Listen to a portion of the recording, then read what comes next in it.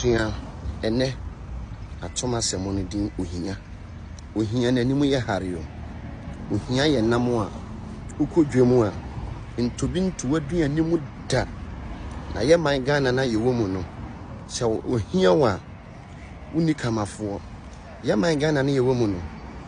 Ohia nin entimi nkasa bidwem agisikani. Ye man Ghana na ye wo mu no. Unisika wasem eye mobo.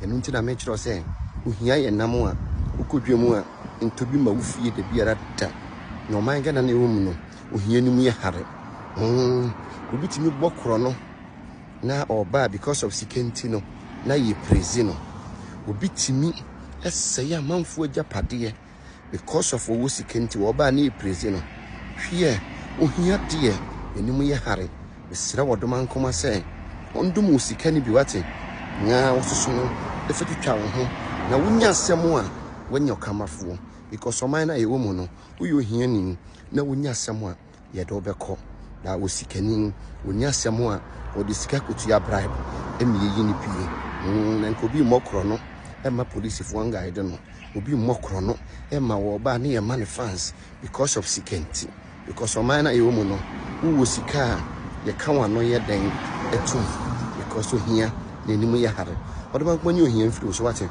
ya yero ho na bo ho modin na be yi